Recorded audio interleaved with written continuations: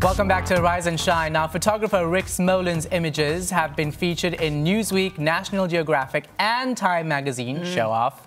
Well, his latest book, Inside Tracks, chronicles the amazing journey of Robyn Davidson and her 1,700-mile trek across the Australian Outback. Welcome, Rick. Thank you so much for joining us. Now, this is such an incredible story. I read about it online last night. It seems great. It's something I want to watch. First of all, tell us about Robyn Davidson, how you met her, and how you came to cover her adventure. Well, I was 26 years old when Time magazine sent me to the outback of Australia to do a cover stories about Aborigines. I had like the charmed life. Nice, and I have no sense of direction at all, so I was supposed to meet a social worker down the street to the right out of my hotel. And of course, I got out of my hotel and made a left instead. And I looked up, and the most beautiful woman I'd ever seen in my life was washing the windows of my hotel. And I was 26. I had 3 cameras around my neck, this beautiful girl. So I did what any red-blooded American would do. Is I lifted my camera, I took some pictures, and she started getting really angry, started yelling at me, "Put your goddamn cameras down, who the hell are you?" And I went over to apologize, and she said, "What are you, some kind of journalistic parasite here to photograph our Aborigines?" It's like, I am a journalist, I'm not a parasite. I couldn't calm her down, so I left. And I worked all day with a social worker in the Aboriginal community. And the woman that had taken me into the community said, "A group of us that work with Aborigines are having dinner tonight. Would you like to come and meet other people in the Aboriginal rights movement?" So I went to this address, knocked on the door, and of course, who opens the door? But Robyn, who's not happy to see me. And I love that. I love that at first there was like, she was like, "I'm not sure if I want to be around this guy." So tell us about how the mistrust just started to change into this beautiful, relationship, and then well, she hated me, so of course I fell in love with her, right? Of course, Isn't that how it works? When I got to her house that day, she had camels in the backyard, and I said, "Why do you have camels?" And she wouldn't tell me. And her friends told me that she decided she was going to walk 2,000 miles alone with her 4 camels and her dog Diggity through the outback. And I said, "Why?" And they said, "We don't know why. We're worried she's going to die out there. She won't let anybody come with her." So at the end of the week, one of her friends came to me and said, "Robyn wrote to National Geographic a year ago. They never answered her. She wondered if she could use your name." So I said, "Sure, whatever." Of course, because I'm in love. Well, but at that point, I barely knew her. And so I said, "Yeah, use my name. I'd never worked for them." And so I get a call from the editor of National Geographic. He says, "We got this letter from this woman. Sounds interesting. Is she a nutcase? Is she for real?" I said, "She's very intense. I've seen her camels and her dog." And he said, "Well, since you guys are such good friends, would you like to be the photographer that we send 5 times to track her down in the Why desert?" did she want to make this journey? And is it a typical walkabout? Was she actually doing an Aboriginal walkabout? This was a long time ago, and people have been speculating. And she's never told anybody why she did it. And, to find herself, she didn't want to be famous. She didn't want to write a book. She certainly didn't want a movie. She didn't want a big coffee table book about her. But she got it. In fact, I would bring my photographs of her to show her. I thought if I could win her over by showing her how beautiful she looked in my pictures. And she looked at them and said, "You make me look like a goddamn model. You think I'm out here to pose for you?" It's like, I couldn't do anything. I couldn't do anything right. So how long did it actually take her to make this trek? She walked for 9 months. She walked about 20 miles a day. It was pretty dangerous out there. This is before GPS, satellites, cell phones, nothing, right? And if the camels had thrown her and she'd broken a leg, she would put hobbles, like chains around the camels' legs at night. It didn't hurt them, but if the camels had run away while she was asleep, she'd be dead because they carried her water and her food. But there are actually herds of wild camels in the outback. So how do you train a wild camel? Well, she actually got a job for 2 years working in Alice Springs, the town where she showed up with $6 in her pocket, knowing nothing about the outback or camels.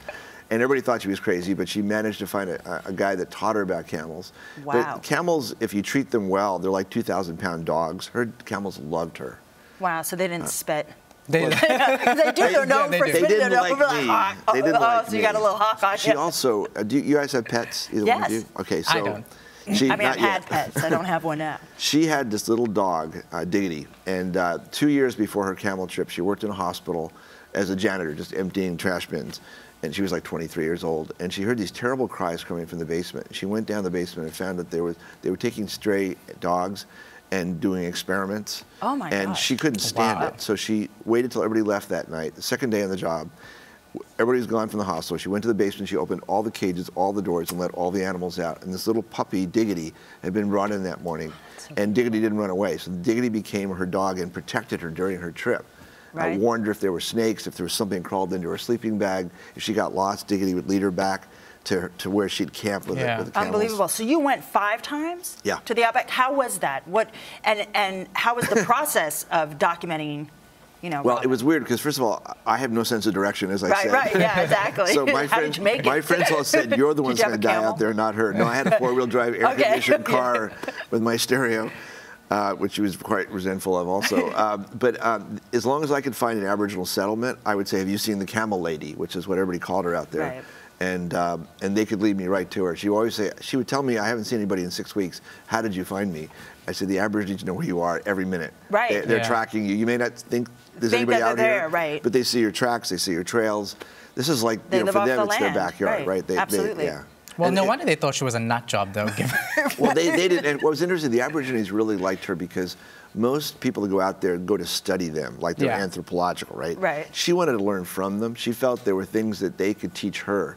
And very few people take the time. I mean, usually it's people like me in their air-conditioned, SUVs. Robyn was like, living with them, learning about their culture. She had tapes she would listen to at night to study their language. So she was very respectful. She was respectful. Yeah. Now, and they're about that. Yeah, exactly. Now, your work has actually ended up on the National Geographic cover story.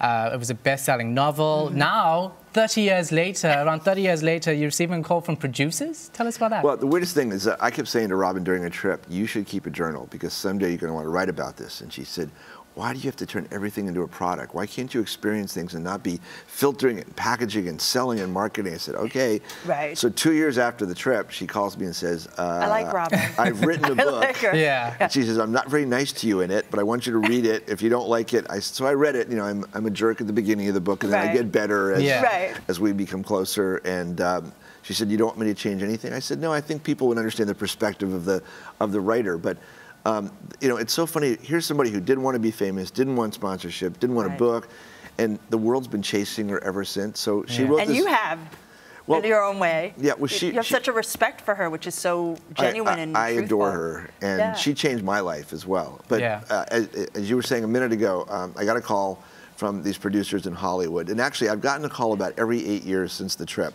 First, Julia Roberts was going to play Robyn. Ooh. Wow. Then Helen Hunt, then Nicole Kidman. So by the time I got a call 2 years ago from the team behind the King's Speech, I thought, oh God, here we go again. It's the same. Nothing ever happens with these Hollywood people, right? Well, we actually have a clip from the movie. It's and called they made a wonderful movie. Mia Wasikowska plays Robyn, and Adam Driver from Girls plays yours truly. Well, thanks so much because you saved me the difficulty of saying sorry. that. Let's take a look.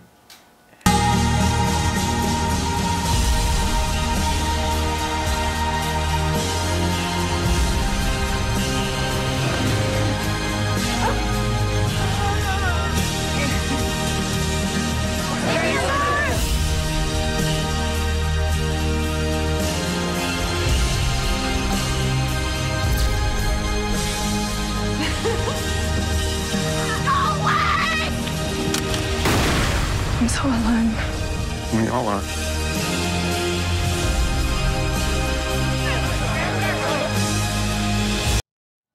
So how does it feel? That was, first of all, it's shot amazing. so beautifully. Incredible. So how does it feel to watch your story being played out and the actors? Well, what's so funny is Mia wasn't even born when Robyn did this trip. Right. And one of the things that was fascinating to me is I was on the set. They were kind enough to bring me down to Australia, and I was talking to Mia in between one of the shoots. And I looked at her, and she was holding Diggity, and I said, wait, are you wearing the same blouse that Robyn wore in my photographs? She said, oh, yeah, they looked at your pictures, and they built the sets, they manufactured the clothes. Wow. And I said, why?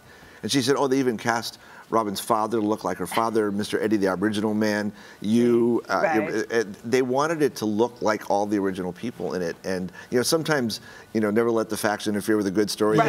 Being too accurate can be boring, but they made this wonderful movie that Mia's been nominated for Best Actress for the Gotham Awards, the Indie Awards. We're hoping she's getting an Oscar nomination. That would be fantastic. So the movie inspired the new book, right? Yeah, so we have a new book called Inside Tracks. And the book is actually 3 books in one. Your Vanna. Yes, Vanna White, yes. It's first of all, it's my photographs, many of which have never been seen before, because the Geographic did a great story, but we have a lot more room here. The second half of it is actually images from the movie, which are wonderful pictures. Mandy Walker was the director of photography, and Matt Netheim was the photographer. But there's something really cool in the book, which is you can point your smartphone, iOS or Android, or your tablet at my pictures in the book, and it creates, and it actually plays that scene in the movie. So you see the original Robyn, and they're immediate like that. So if you're looking at like the cool Valentine's gift, you know, for your wife or your daughter, it's like Harry Potter, where you tap on the picture and the person turns around and talks to you. What's the name of that app? Oh, it's called Erasmus by Hewlett Packard. Okay, that's great. There's no code, there's no QR codes or anything. There's nothing embedded in the picture. In fact, if you pull out my original National Geographic from 30 years ago, it works on those pictures. Wow, that's incredible. That bizarre? That's wonderful. Well, technology is amazing. Talking about those photographs, they were all old, 1977. Kodachrome, yes. How did you actually get them into the book? Did you use technology to make them? we scanned them, very high resolution. And there with Photoshop, you can kind of brighten them now and get rid of that sort of the dinge of the old photographs. I think the highest compliment is I was at National Geographic showing these pictures recently, and they said they looked like they were shot yesterday. This is one of my favorite pictures, by the way, the Aboriginal kids jumping at the airport. This picture was actually, I had exposed it incorrectly, and we managed to fix it in Photoshop. So, so what is the most inspiring story you've ever covered? Well, you know, at the end of this trip, Robyn said to me, "Are you going back to being a prostitute?" It's like, really, after 9 months, you're still poking me? And she said, "No, I just mean that, like, everybody," she said, "I meant that in a good way." I said, "Okay, what's the good part of telling me I'm a prostitute?" She said, "No, it's like someone calls you and says, care about Aborigines this week. Next week, care about Taiwan. Next week, care about Guam or whatever." She said, "But I feel like my trip, my story, it's the first time you've cared about something, like for yourself. So are you going to wait for someone else to tell you what to care about, or are you going to try to use your skills as a photographer?" To tell a real story, right. So the story I did right after this, if any of your viewers are interested, if you go to natashastory.com, I did a story about Amerasians, children who are fathered by American GIs all over the world and abandoned. And it was a very sad story, and these children are left between two different cultures. So I was left an 11-year-old child in a Korean woman's will when I was 28, right after this story.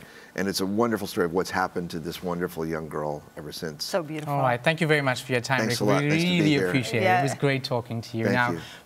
Thank you for sharing this timeless story with us. To learn more about Rick, go to againstalloddesproductions.com, and to purchase Inside Tracks, go to insidetracksbook.com. Up next, from Andrea Dalzell, Victory Knows No Bounds. We'll meet the woman crowned Miss Wheelchair NYC 2015.